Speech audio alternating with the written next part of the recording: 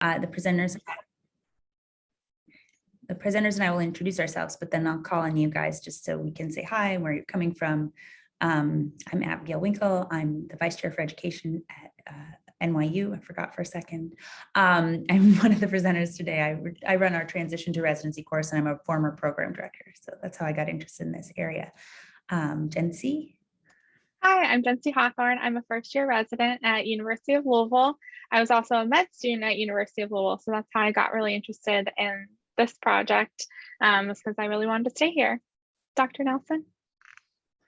Hi there, I'm Erin Nelson. I am from the University of Texas School of Medicine in San Antonio. It's cold today, so I'm wearing my warm stuff. I am the Vice Chair of Education here, as well as the Clerkship Director, and I have been just involved with Dr. Ford-Winkle in the RRR program and the work group. And I think this is a really important topic, and that's why I wanted to be here. Great. Elise, you want to introduce yourself to me? Sure. I'm Elise Everett. I am the Assistant Dean for Clinical Clerkships up here at the University of Vermont. And I am a current UMEC member and chair of APGO FDS. So, but we'll be leaving that role after next Friday. So This is your yes. Great. It's job. -9 here. It's -9 here. I apologize for calling you Elise. I have an aunt Elise, and I'm glad I did ask you to introduce yourself because I've been mispronouncing your name this whole time. Sorry. Shelby, I think I pronounced your name right. Shelby Dickinson, APD at Washington University in St. Louis. Oh. Helen, whoops, I'm clicking away. Helen, you want to introduce yourself? Hi, everybody. I'm Helen Morgan. Ann Arbor is about 15 degrees right now, and I get to work with Abby and this team through the grant work, and I get to work with Elise through UMEC, so I'm the luckiest person alive. Nice to see everybody. Star, I don't know if you're in audio range, but hi, you're on mute, but we see your nice hat and tell that it's cold. Sorry, I'm talking and not sorry. Yes, cold and in transit. So I will definitely be listening, but may not be participating. So I apologize in advance because this is near and dear to my heart and I'd love to be very engaged. Anyway, I'm at Brown Women and Infants and past member of UMEC, et cetera, and very excited about this work and really excited about this grant. So thanks to everyone. Awesome. Andrea? I don't know if she can unmute. We have Naomi. Hi, I'm Naomi from UCSF, Associate Director of Med Student Education. Nice to meet everybody. Hi. And we have Nikki Johnson coming in. We have a few stragglers who will spare the needing to unmute themselves, but feel free to introduce yourselves in the chat and I'll get started so I don't take away from our work that we're going to have you guys do to help us figure out how to take this project forward. So we are talking about advising students about preferencing signaling, which is an upcoming opportunity in the next application cycle that is going to explode the opportunities for our students. So the disclosures is this project is supported by a grant from the AMA that Dr. Hamoud is the PI on, called Right Resident, Right Program Ready Day One. I am the PI on a grant that NYU has around coaching through the transition. So if we're selling anything the AMA is promoting, that's probably a conflict. But the rest of this I don't think is a conflict of interest. So within our talk, you should not hear any commercial bias. We are going to describe this pilot with the AAMC, and then Jen C is going to give us the background on how she would hear about this as a student, what she would be wondering about. And Erin, who has been in the position of advising many students over many different cohorts, is going to talk about how an undergraduate advisor might think about this. But then we want you all to advise 3 imaginary students and come back and discuss what questions came up as you tried to do that. What do you need to know in order to tell them how to approach this? Questions before we begin? Okay. So what is it? This is not a new idea that we came up with, but the idea is it's a one-way, private, non-binding communication that applicants at the point of inputting their application to ARIS say what their top residency programs are at that stage in the application. So ENT piloted this in the 2021 cycle, and 91% of applicants and every program participated. 93% of the applicants, they received at least one interview from a program that they had signaled, and 61% got more than 3. So they did pretty well, which is, I think, useful for all of us to know. Gen Z is not the only Gen Z in the world. Many people know a program that they love and hold near and dear to their heart that they actually have a great chance of interviewing at and matching at and being very happy. So they had a 58% chance of getting an interview at a program they signaled versus only 14% of a non-signaled program. So it really increased the applicants' chances of getting that interview at those programs. And the satisfaction rate was over 70%, and there was no reduction in the application number. So that's one of the cons of this, is that we know this is just adding a layer. We have this problem of application inflation, and this is adding a layer that will hopefully help applicants and programs find each other, but it doesn't solve the problem of the average OB-GYN applicant applying to 70 programs, which is a true number. That's not me exaggerating. That is the number. So first things first, are we breaking any laws? Are we ruining the applicant's chances of matching? The NRMP does forbid a program from soliciting verbal or written statements implying commitment, but this is not a commitment. This is not saying that they're going to put this program anywhere on their later rank list. This is about top programs before any interviews are offered. This is just interest. So why are we doing this? So this was an opportunity that came up after we had been workshopping this idea of trying to put an early match in OB-GYN, and this early result acceptance program that we are still thinking about trying to put in an opportunity for the Gen Zs of the world to say, I just want to go to Louisville, and them to say, we just want Gen Z, and then for Gen Z to go and live her life and study for her future transition to residency and learn interesting things and use her 4th year for something other than interviews. But that is not in the near future. And so, and also has some problems, has some commitment problems. We worry, what if I change my mind as I'm learning about myself and about these programs through the interviews? So we know that there's this parallel process going along where, with programs getting the lowest, when we looked at our stakeholder surveys for the grant, and we asked how many applications you received, the smallest programs received 200 applications. The largest programs getting lots of applications were over 1,000. So we know that programs are trying to figure out who of these 1,000 people who are coming for our 10 slots actually wants to be here. Currently, all of you are writing these notes. Dear Dr. Helen Morgan, please tell your friends at Michigan that my student Sarah really wants to be there, because she really does. And no one's going to know that because she's an NYU student. And so that helps because I write lots of emails to Dr. Helen Morgan. But if if I were at a different program, or the student was coming from a place that didn't have those lines of communication in place, that's a really unequal playing field that we've got set up. Not to mention those of you who are program directors, thank you for your service and how many emails you must have gotten in the last couple of months. So eventually we hope to analyze the results from this process and reduce the applications. So this was the project, the ERA proposal. And this, again, we're not going to get into too much because that's not really the project that we're talking about today, was a limited early result application process that should eventually led us to look at this. So we asked people, when we were asking them about the kind of programs they'd be interested in, was pretty clear that people felt comfortable identifying the top 3 programs, that's like a number that lives in people's heads and hearts, is like, you write to programs about what's my top 3.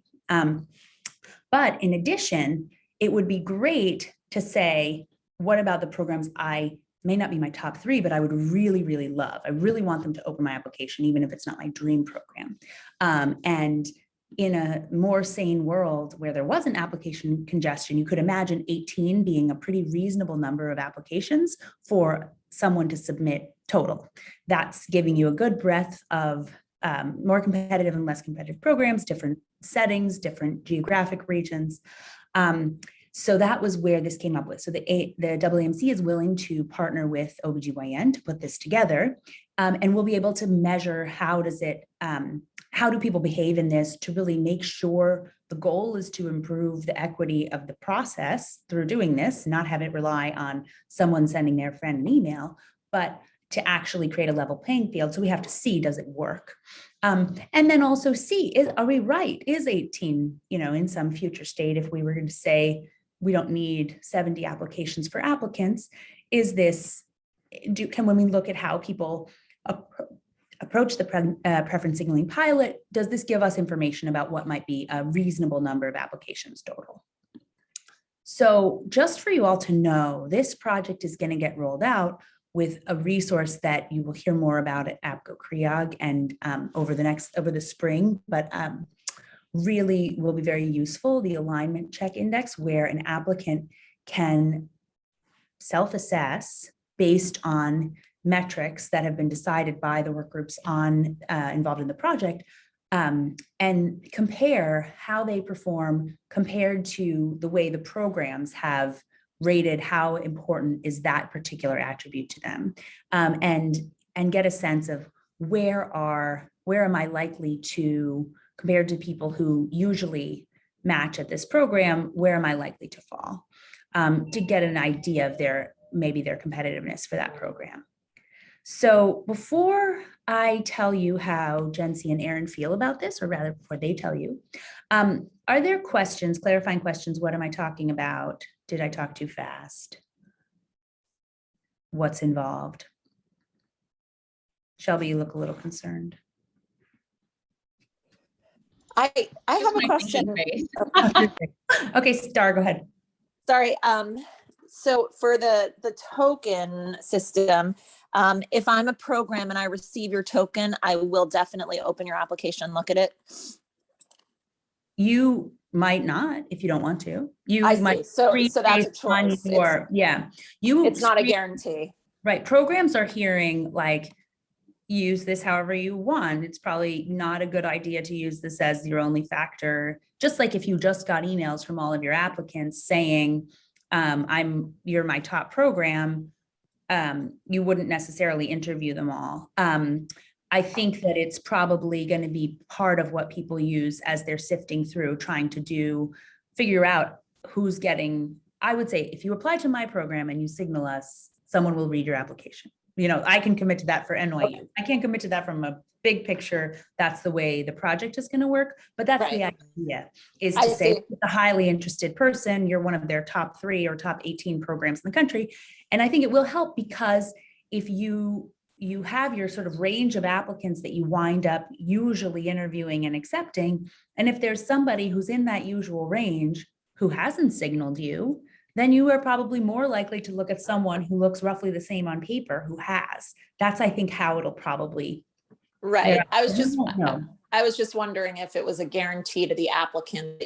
I mean, I would hope that everyone opens everyone's application in this day of holistic review. However, I know that not everybody does, or it may be impossible. So I didn't know if it was a guarantee to the applicant that their application would be opened. No, it's not, because we can't really control how. My only other, or right now, my other comment, or I don't know how it will shake out with the alignment check index. Is colleagues and I were talking about the fact that, when we put together teams like a residency class or any leader putting together a team, you want a lot of different strengths on that team, right? And maybe not everybody that's aligned on exactly the same thing to make that team as powerful and as meaningful as possible. So I wasn't sure if, all of my smartest friends and people have worked on this, so I'm sure it's amazing. I didn't know if the alignment check index kind of thought about that or took that into account. Well, basically, programs can redo their weighting of the various thing any given year, but you're right, it's a homogeneous thing. So they can be saying, we didn't get enough research heavy folks the last year. And I think you're right, people are looking for a range. But on the flip side, when you make your rank list, I'm looking at the rank list for our place. We take 10 people, and the top 30, any one of those people could come, and it could be 10 who are all sort of in one direction. True. Yeah. This is Okay. hard. I think this will come up. Helen, don't tell Dave I said this, but I don't know how much we can tell the applicants the ACI is the God's honest truth today. It's going to be one piece of information, and you can know if you're like way off in terms of your profile versus what, the folks that have been there. But this is just in development. This is still an experimental tool. And so there's other sources of information about a program. There's Frida, there's the APGO directory, there's the program websites. And I think you're going to still be having to rely on that stuff, especially this year, because we're still learning what is this tool. But great question. And Elise asked a question in the chat, which is about the following thing. There's no commitment in this. We're not anywhere in terms of making the commitment thing happen. So this is just to say we'll use this information to figure out what's feasible and palatable to our people. All right, well, let's hear from Jency, and then we can always keep gathering your questions as we think more about this. And Jency, just tell me when you want me to advance the slides. Perfect. So like I said, I went to University of Louisville, and I knew I wanted to stay here. And I think, like Dr. Winkles mentioned, the hassle of going through all the many interviews, it's very important to kind of learn what your preferences and goals are, but also to make this process less stressful. You can go to the next slide. And so I think some of the first things that applicants might think of when they think of this program are, am I going to match, and where do I apply? So that kind of global perspective, am I a competitive applicant? What does being a competitive applicant mean? Where do I kind of fit in with metrics? I think the ACI is a great kind of tool that we can use to kind of get into this realm of, okay, what other programs outside of my geographic location kind of fit with me and what my goals are for my career. And then like letters of recommendation, and who am I talking to? Where do they have connections? Where have people in my program been before? And are those places that I want to be in the future? And I think another question that is really important is this, where do I apply? So do the programs align with what I want? Do I have people that I can contact and reach out to at each of those programs? Did I meet them at conferences? Do other people know them from other things? How many programs do I apply to? Do I need to over apply that leads to this everyone applying to almost every program and 63 applications per applicant? Where does the competitiveness and stratification of programs go, and where would be the best options for me? And then also thinking of applications and where you want to go. And then getting into more of the specific questions regarding ERAP and pilots and preference signaling are looking at, we have an FAQ that people can look at, but also what are people actually doing? Are people being successful, and what are the steps I need to take in order to do this preference signaling? Knowing whether it increases my chances of actually getting an interview and or matching at those programs that I signaled to. And then what happens if during this whole application process I change my mind? Does that pilot hurt me, or does it hinder my ability to match somewhere I wanted to go? Next slide. I think what really excites me about this program is it creates this space where we can have more of a fair, equitable line of communication. Like Dr. Winkle said, there are people emailing and reaching out to everyone. Some program directors say, I will only, at my program director said, I will only email one program for you. You can't have me email 15 programs and say that they're all your number one, versus somewhere else might say, oh, I'm willing to talk to as many people as possible. You don't have to send thousands of emails saying, I would absolutely love to be at your program for this reason, when you've already tried to signal that through your application, through talking to people.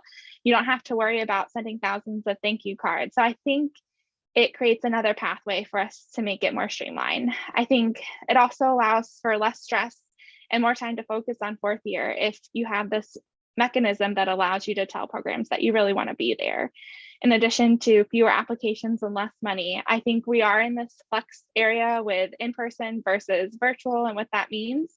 But I think even the thought of applying to less programs does save you money. And then also more interview spots for people to say, I'm not going to just interview at a million places because I'm the top applicant, and potentially opening up more spaces for other applicants and their ideas and where they want to go. Next slide. I think some of the concerns that people might think in terms of the applicant perspective is, what are my peers doing? Is there some game that will make me successful in this piloting and signaling aspects? Is there something that other people are doing or know that I don't know? I think always that worry that if I don't signal a program, does that mean that I don't want to go there, that they might not interview me if I had signaled them? So just that kind of talk that applicants can get in their minds when they're going through the whole process.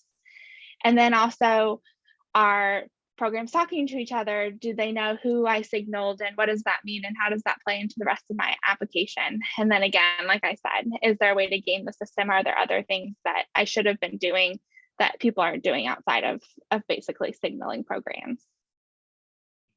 Awesome. Thanks, Jency. Just before we get to hearing the advisor's perspective, a couple of things. I think one of the things I thought about as you were talking is 91% of the ENT of applicants participated, which means 9% of them didn't.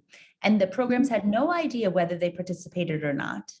There's like no logical disincentive to doing this. It's not binding. It's very confusing. Why would anybody not participate? So I think that's part of it, is there's so much fear that in some way the ENT folks thought like this could potentially hurt me. I don't know how they thought it could hurt them, but they worried that it would hurt them. And then this question that Elise asks about eliminating the emails from faculty, that's something the standards for the application and interview process working group has been really struggling with over these last 3 years, is trying to figure that out, because some people feel like we should eliminate that immediately. It's crazy, inequitable thing. And some people feel like it is the people who would otherwise fall through the cracks that are the ones we're trying to help. And that's why you need these emails.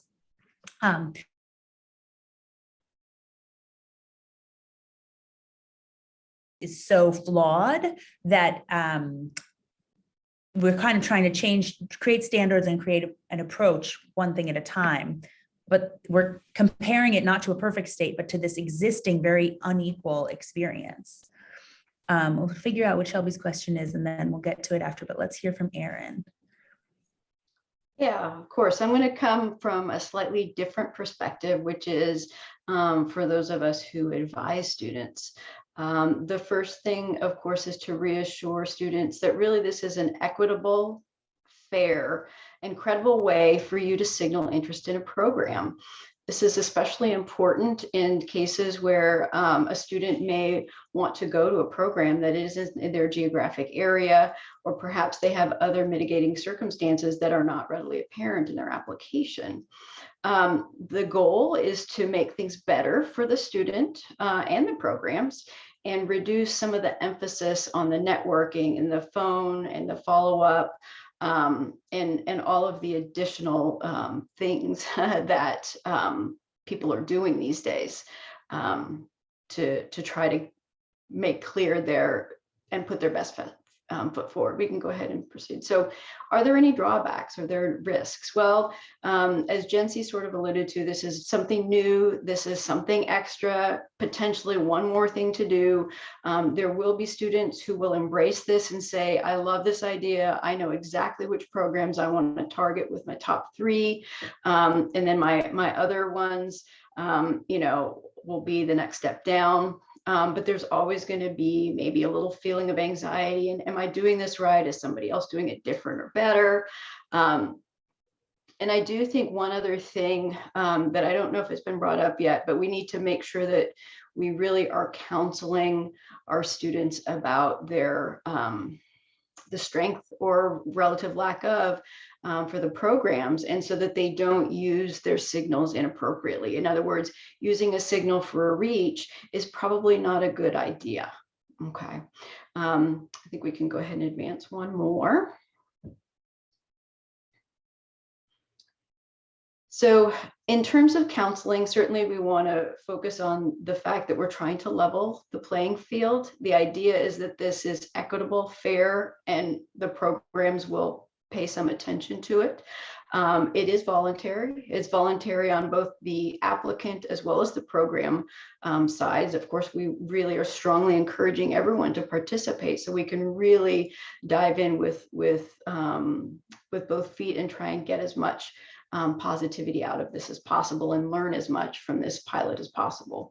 Again, the key thing I think is really having a trusted mentor or resources to review the strength or relative fit with the programs that you're looking at. And so that you have a good idea and that you use your signals for programs that are a program that you would be willing to go to and that you have a decent chance of matching. So signaling programs where, you are a viable candidate, using resources. I think that Abby mentioned the AMA Frida, the AMC Residency Explorer, the ACI Index, any tools available really to guide and be a resource. Next slide. An important thing just to jump in is to say the signaling pilot with ENT, they discouraged home program and places where you did an away elective. And with the larger group of signals, we're not saying that at all. We are encouraging people, if those are actually where they want to be applying and taken as very serious applicants, to include those programs in their signals somewhere. So just some final advice points for me. I think, again, individual reviewing your applicant package, really thinking about programs that you want to be at. As Abby mentioned, you want to signal both the home programs, anybody that you did an away with, people who you truly are interested in matching with, looking at yourself honestly. Ultimately, the last decision is the applicant as to who they decide to signal. Programs, I know, have been told to interpret this as a positive thing. It's not a screening tool. The signals are confidential. So in other words, and Helen and Abby, correct me if I'm wrong, but the signals, the programs get a signal, whether it's gold or silver, but they don't get a ranking 1, 2, or 3. Yes, and actually, I think I understand Shelby's question. Yeah, like I think so.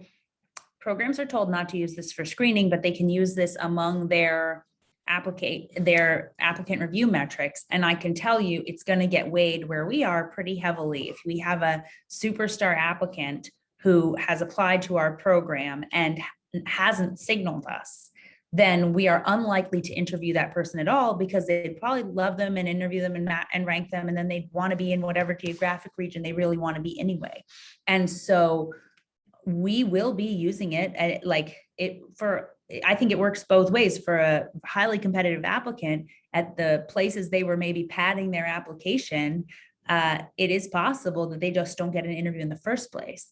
I suspect that most people, once they get an interview, the signaling goes out the window, and frankly, they're back to the emailing that they're currently doing, which I would love to have a different signal than that. But you do get into the match violations then.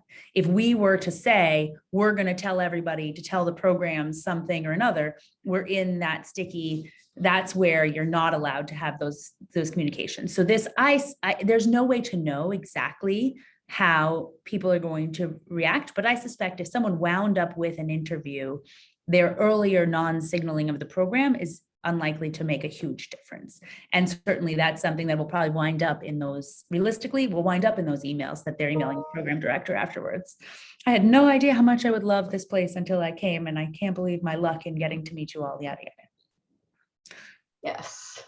So signaling does not guarantee an interview. And the other thing is absence of a signal is not a signal. Okay. Next slide. All right.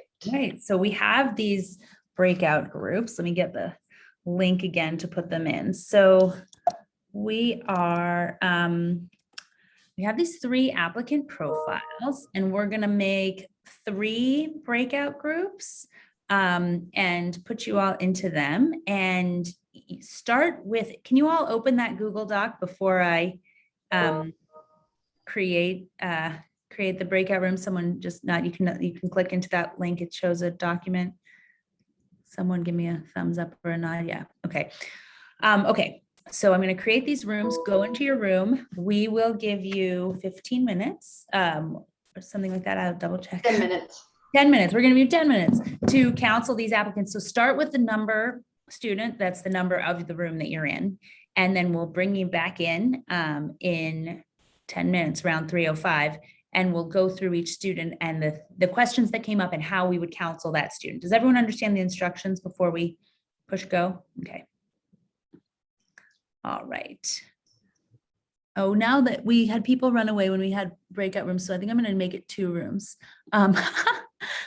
I can't blame people for leaving when there's breakout rooms because my husband does that. Actually, I think it's very funny. I'm like, you're a coward, but he fears breakout rooms. So I'm going to make 2 rooms. Okay. All right. So group 1 start with 1, group 2 start with 2, and once you figure out once you figure out how to counsel that person, move on to room student 3. Okay. I'm going to room 2. See you in there, guys. All right. Great. Okay. So why doesn't group 1 present first and tell us how they thought through counseling their student 1 and if they got to student 3, and then we'll have the second group go. Who's reporting from group 1? I'm happy to talk. So some of the things we spoke about were— Just remind us who, in case the other group didn't know that student, give us their one-liner. Yes. So this one was kind of a mediocre student who's kind of right on the bell, really interested in research, done a couple spotty kind of leadership things, but kind of in the second quartile, mediocre SEP scores. So some of the things we talked about were, again, not using all signals for each schools and really trying to use it to look at programs that are reasonable for them. We also talked about the ACI and hoping that that would be kind of a really helpful mechanism to get students to kind of figure out some more alignment with what programs they might be interested in. We also got into discussions about geographic location and how this might play into helping students kind of break some of those geographics / also what it might do into that. We also talked about potentially another role for kind of like re-signaling afterwards and what that might look like after doing interviews. So those are some of the topics. Anything else, Dr. or Dr. Adkins, that I left out?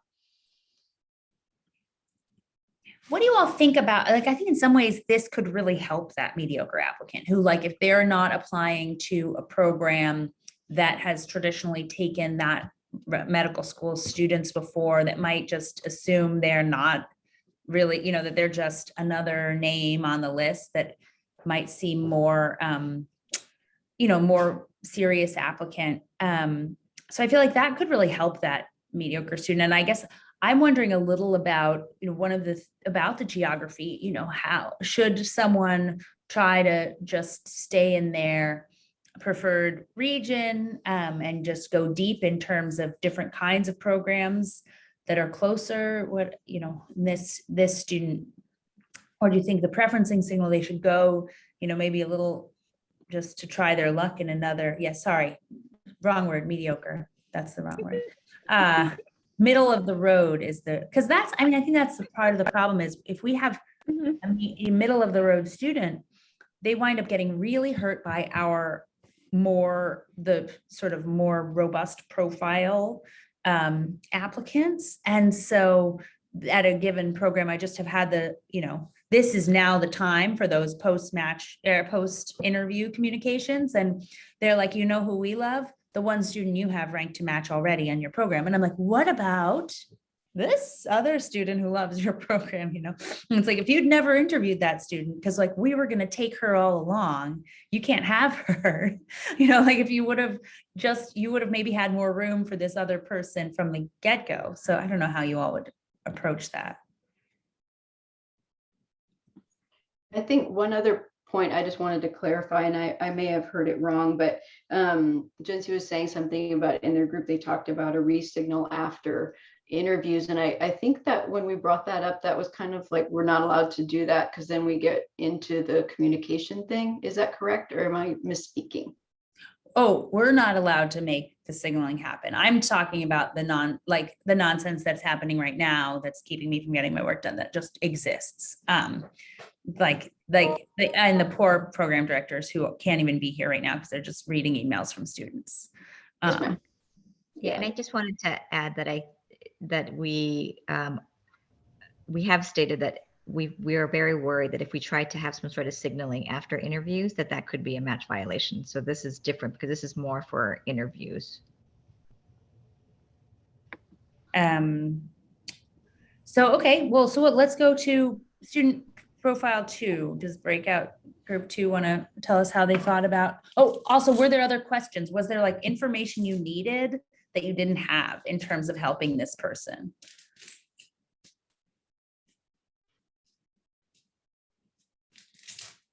No. And we talked about how important it was for the ACI to provide information that we felt right now is kind of missing. That the interview in the past has been really important for gathering accurate information about a program, because what is out there on Frida and all the various websites is very variable from one program to the next, and can be outdated and can be incorrect and not always the best and most robust, accurate data. So that that the ACI has an opportunity to correct that, and if done well, would allow the student to then make a much more informed decision about who to signal. I'm not sure right now without the ACI that I would feel comfortable with students signaling, because I feel like they would be doing it without the necessary information. Yeah, currently we sort of rely on the application to tell us whether a student is competitive at the program, right? In a way, like it's like wait until you apply and then you either get an interview or not. And then we hope that like they won't hoard the interviews. But that's my biggest challenge as an advisor sometimes. It's like, I don't really know if someone is going to be, sometimes my impression of a student from the inside is different from how their paper application looks to someone who doesn't know them. And some people do like way worse than I would expect based on who they are to me. And the opposite is true. Like, the people you're worried about, and the people who are sort of glowing off the page, but the other people, it's hard to predict.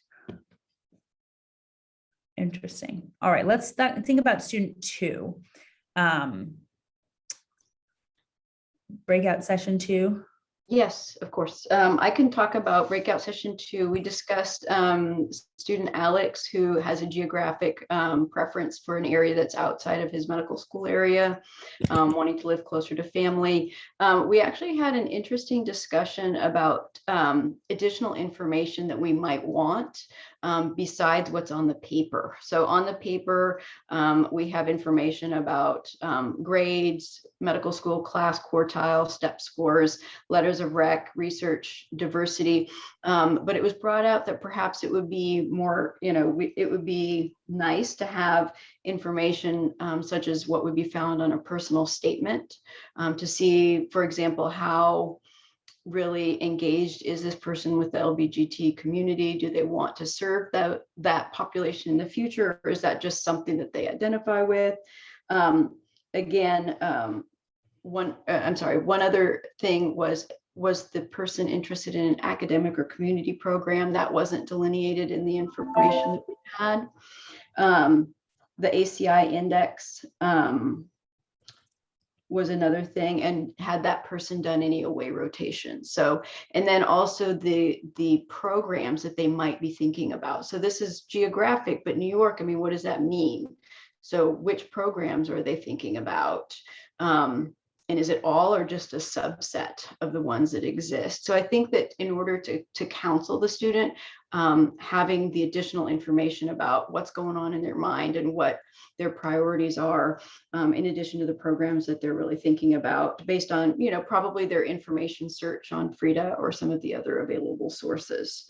I think Shelby and Helen, can you pipe in if there's anything I forgot? No, that was great. Thank you.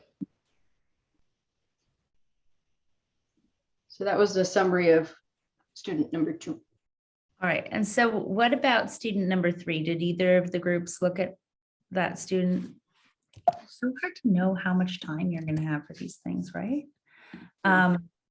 So you can look at that person. You want me to read that one? Yeah. Okay. Student 3, Jennifer is an American citizen who did not get into a U.S. medical school. She attends medical school in Grenada, but would like to return home for residency. She passed all of her preclinical courses and received a mix of honors and high pass on clerkships. She was able to actually do some of her rotations here in the U.S. Her step 1 is 220, step 2 is 240. She's in the first or second quartile of her class. She has very strong letters of recommendation, one of which was at her away rotation. She is the president of the Ob-Gyn interest group. She actually began an organization to help increase food and access to medical care in the community where she lives. She's done 1 research project and has 2 publications. And of note for diversity, she comes from a rural community in China and has had personal hardships, all of which really demonstrate cultural and emotional awareness. So that one of the things that I found myself pausing hearing you talk was like, oh boy, like first or second quartile of the med school class, like I find that information so hard to interpret, like not knowing all of the schools. What good does it do me to know? Like, I know, I guess I worry a little more if somebody's in the bottom, like, you know, it's sort of, when I was screening applications, would always try to read the letter from the chair or the clerkship director or program director, the one that would say, we want this person to stay at our program. And basically, if I didn't see that line in a letter of recommendation, I didn't interview the person, because I'm like, if they don't want them, I don't want them. But so with an IMG, all of these students are trying to go to places where you can't say this is the one we want. And you know, I feel like this sounds like a very interesting, great student, but it's very hard to know out of the, you know, these students are averaging 100 applications. So like, which ones are really the ones who should come to your program and would thrive there? It's very confusing. Yeah. Helen, did you want to add? Yeah, I love this one because this is the kind of learner that you know will thrive. Like if she finds the right place, like she will do so well, but she's going to get lost in our current system, right? And so if there's the right program that can holistically look at her application and say, holy smokes, this person's going to be a superstar in my program, I should really look at her. And I think that it brings up some really important points of how will she know where she's even going to get a chance? And maybe programs haven't been able to look at IMG applications because they've just been overwhelmed with getting, you know, it's 590 applications. So I think this is a really interesting case. Yeah, I wonder where someone like Jennifer would fall out on the ACI index. Well, I don't know if people are honest about the IMG. Do you know what I mean? Like we get like, does your program accept IMG question all the time? And like, technically, yes, although 1 out of every 40 or 50 residents is an IMG. And so what's the right answer? If I say, yes, you're going to apply. And the real answer is you don't have a snowflake's chance getting in here. But I'm not going to put on the website, no IMGs, because it's not no IMGs. It's just like, you have to have somehow stumbled into our hands. So this preference signaling will really help with a stumble into the hands. Like, oh, we are this person's top choice. They're not going to put all 18 at mega reach places. But I guess, so this is, I want to go back to Jennifer, but I feel like we should also circle back on this idea of like, part of why people felt nervous about the early match was they didn't want people to be held back. So I don't think it's going to fly if we say don't signal a reach, because they should signal a reach. They just shouldn't signal all reaches. And so, I think based on the profile of the student, that's the part that the advisor really has to help with, saying like, which ones are the reaches? Okay. Bonnie's reminding us we have 5 minutes. What are the other key questions, either for Jennifer or for all of us to go back? The FAQs was linked in the slides, but I'm going to put it here. This is a draft version that you can look at. And does this cover your questions? Or do you have other questions? Do you feel convinced that this is going to be more helpful than hurtful? Do you think people are going to freak out when they hear about this project? Yes to both, no to both. It's Friday and you're tired. I mean, And I guess, we did a town hall last night with program directors, and they were super excited, super duper excited. I'm excited because October was horrendous with these last minute, hey, what about this person? What about that person? And every day my PD and I would get these people pulling us in the hall. What about that? We know this person at this place. And it was just, I'm still working clinically. I think it's going to be super helpful. I'm really excited about this. Like I brought up, I worry about the person that, once again, are you using this for interviews, or are you using this for ranking, which should only be for interviews? And it's going to leave really clear. Yeah, like you had said, Abigail, that's going to leave the contact emails that we're getting now, but they're fewer of.